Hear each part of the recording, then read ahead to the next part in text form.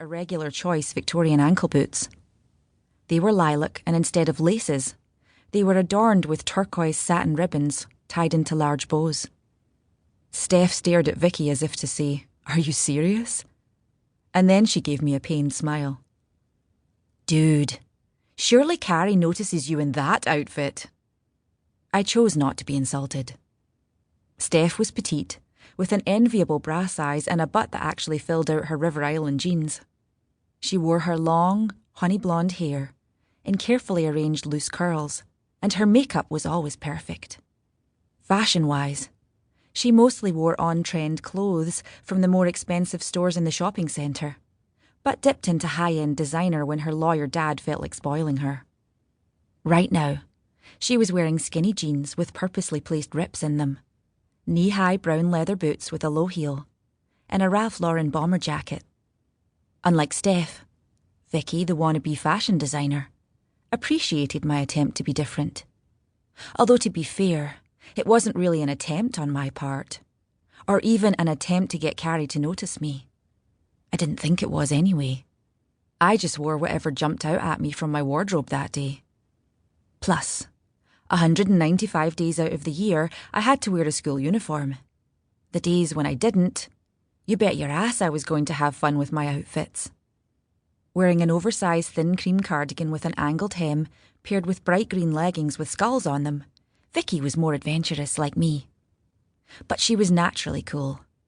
This was a girl who could pull off the name Comet.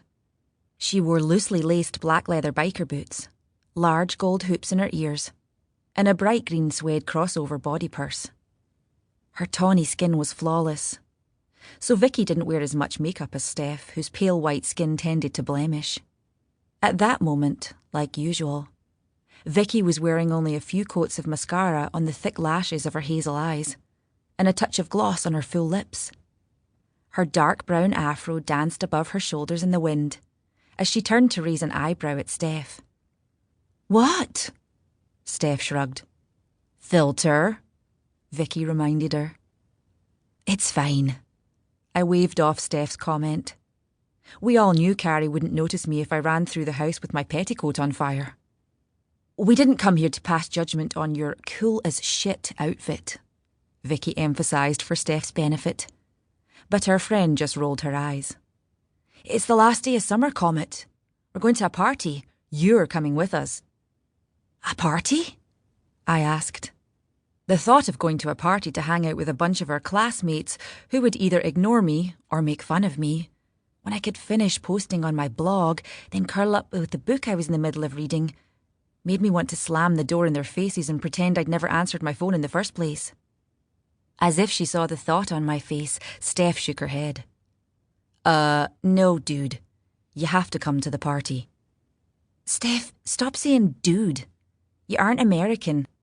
And this isn't the 1990s. Although I wondered if I wouldn't have been better off as a 16-year-old in the 1990s. There was the music, of course. Oasis, hello.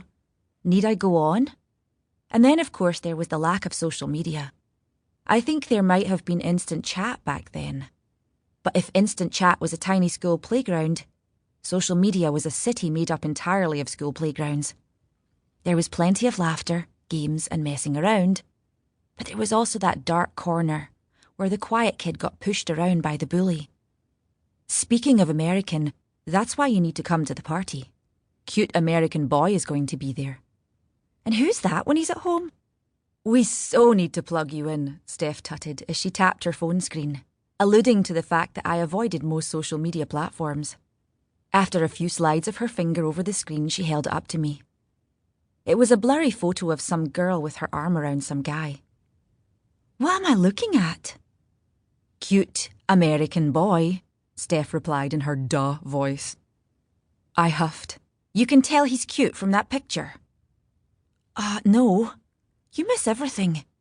Everyone who has met him is talking about how cute he is on WhatsApp. When are you going to download it? A niggle of worry pierced at me, but I just shrugged. I'll get around to it. You say that all the time. The truth was, I didn't want to download WhatsApp and join our class group. The thought of my phone binging every second with a notification made my toes curl in my shoes with irritation.